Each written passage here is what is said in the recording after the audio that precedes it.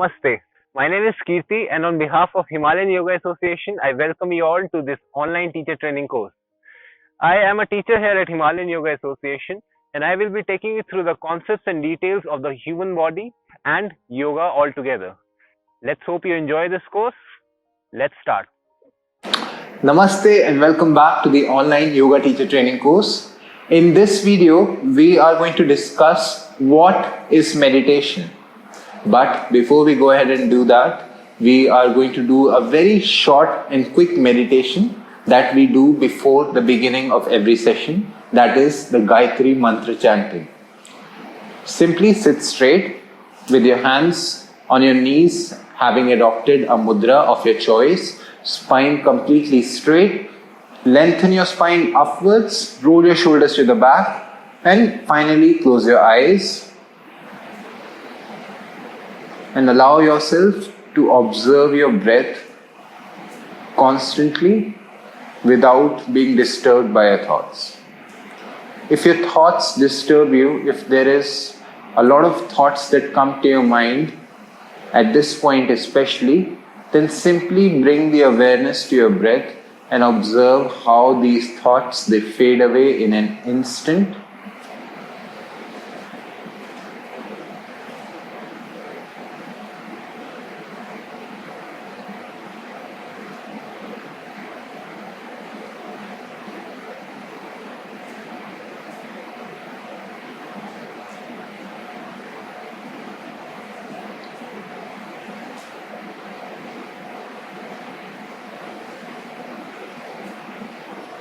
After a few deep inhalations and exhalations, slowly bring your hands in front of your chest, Namaskara Sthiti.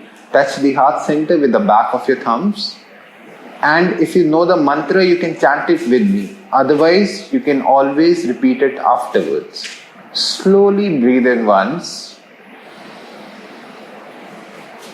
Om Bhur Bhuvah Swaha Tatsaviturvarenyam Bhargo Devasya Dhimahi Dhiyo Yona Prachodayat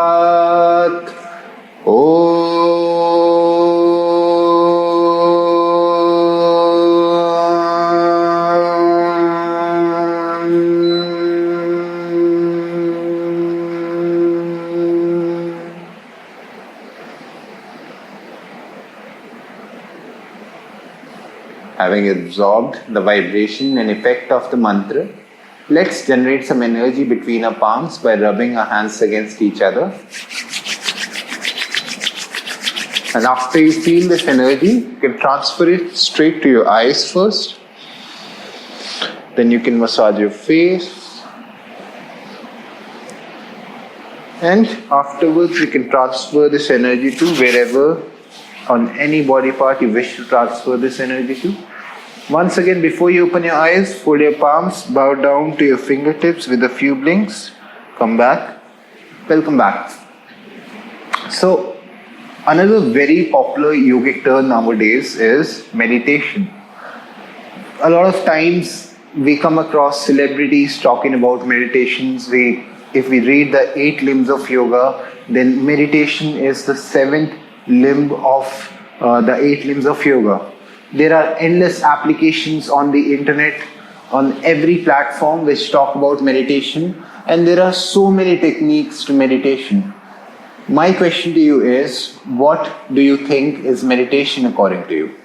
In this video, I am going to discuss what my perspective of meditation is. We are also going to discuss what Yoga Sutras of Patanjali think about, or what the Yoga Sutras of Patanjali say about meditation in itself.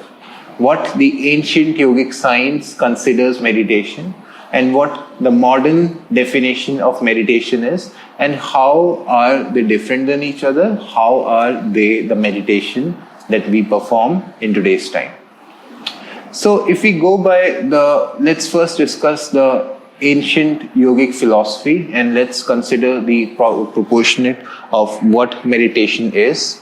If we go by the second sutra of the Yoga Sutras of Patanjali, then it says yoga chitta vritti nirodha, which means yoga removes the fluctuations of the mind. How does it remove the fluctuations of the mind? Simply by bringing a stillness and creating a union between the mind, the body, the senses, and the environment that you're living in. Yoga as a word in itself means union. Union of what? Union of everything that you are and that you are surrounded with. As we are born, we are programmed and raised to believe in creating materialistic possessions. We are raised to create, more achievements, more galores of a lot of things. We just think that personal growth and success is all about achieving things, making more money, achieving more success. But in reality, you are not going to go much far away with this whole ideology. The ancients understood that all of these things, the materialistic aspirations, they will not take you very far away in life, and they will never be able to satisfy you, because at the end of the day, there is always a more updated version of whatever you have available in the world. Be it technology, be it cars, be it houses, be it women, call it whatever you can achieve in this life, everything has an updated version except for the one thing, which is satisfaction of your own soul. There is no upgradation to this. Once you are satisfied with what you are, only then can you finally achieve liberation of the Atman or the soul. According to the Yoga Sutras of Patanjali, it simply states that ultimately the proper liberation, the freedom of the soul can only happen after the mind has created a union with the surroundings, and it has completely surrendered to the fact that no materialistic aspirations will be able to satisfy you. Are you truly able to liberate your soul? Now, let's talk about the meditation as a technique, what meditation is all about.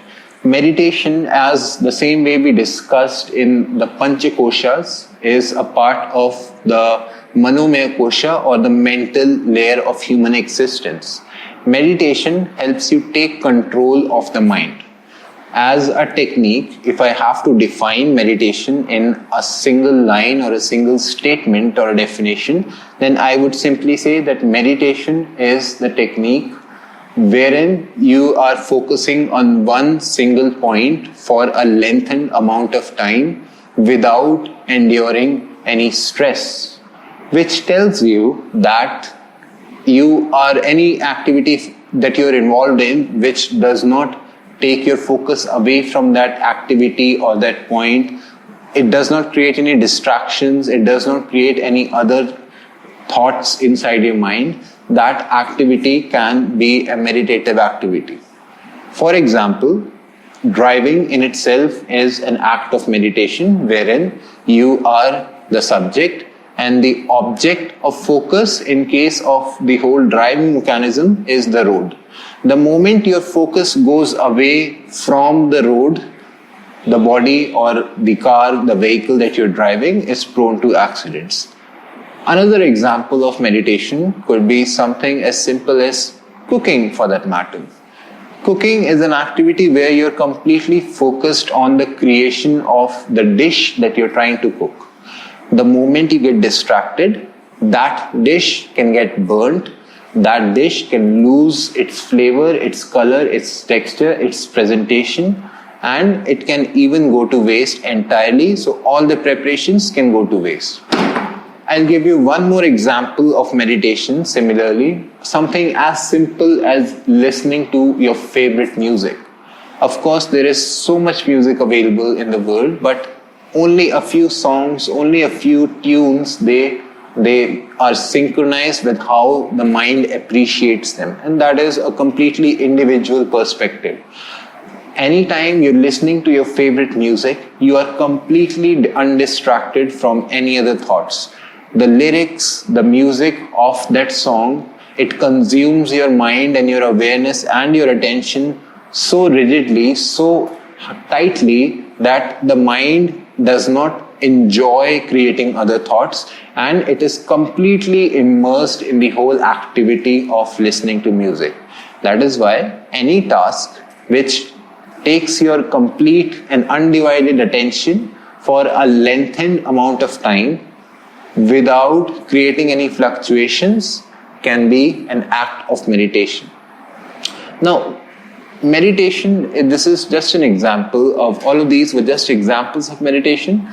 According to the Yoga Sutras, there have been very specific guidelines on how you should be meditating. The principle, however, remains the same. The principle still talks about one single object. Imagine if you're trying to focus on something, if you're trying to concentrate on a task, but you're constantly hearing different sounds, you're getting different instructions from the environment, which disturb your awareness, which disturb your attention that you're trying to give to that task, naturally that act cannot be an act of meditation. That activity will obviously also hamper your performance because you are not able to pay complete attention to this one point in the first place. Now, according to Yoga Sutras of Patanjali, meditation is the union of the mind, the body, the senses, and the soul. If you observe the 8 limbs of yoga, then you'll see that the meditation is the second last limb, which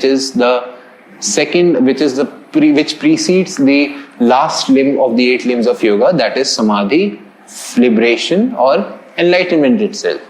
All the other activities, all the other preparations that you have to do before you reach the stage of meditation are before the 7th step. That may be yamas, niyamas, asana, pranayam, pratyahar, dharana, dhyan, which is the 7th stage itself.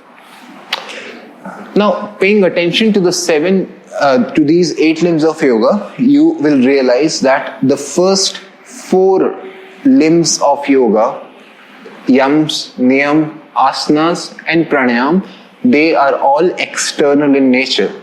Whatever you are trying to achieve is reflecting on the outside. Whether it's the yamas, social observances, whether it's the niyamas, personal observances, whether it's the asanas, an expression through the body, whether it's pranayama or the expansion of the life force, all of these 4 limbs, they are external in nature. Only when you reach the 5th limb, when you have prepared yourself from the previous 4 limbs, that you reach the 5th limb, that is pratyahar, which talks about withdrawal of the senses.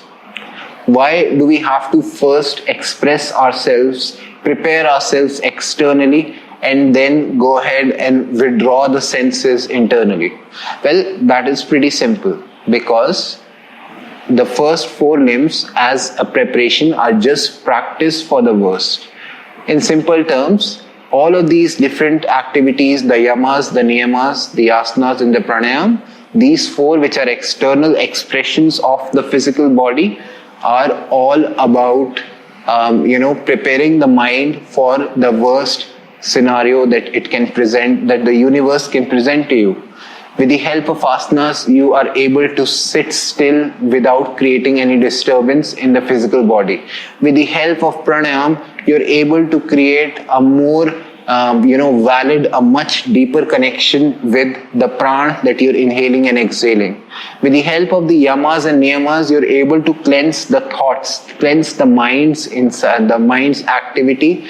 And with the help of niyamas, you're able to again cleanse this physical body, cleanse the activities that you have to perform. Basically, these are all going to discipline your mind, your body, and your senses. Eventually, by the time you reach 5th stage, which is pratyahar or withdrawal of senses, you will be prepared to let go of all of these fluctuations so that you remain undisturbed by any hurdles, any obstruction, any obstacle that comes your way when you're actually trying to meditate. Simply put, your mind is the driver of this vehicle that the physical body is. If the mind is inactive, if the mind does not want this body to, this vehicle to move, then it does not have to. This physical body will not do anything on its own. Everything that this physical body does, it's all possible because the mind is giving it the instructions that it has to do. If the mind is dead, then this body is useless. But if the body is dead, then the mind or the conscience can still stay on in the form of Atman.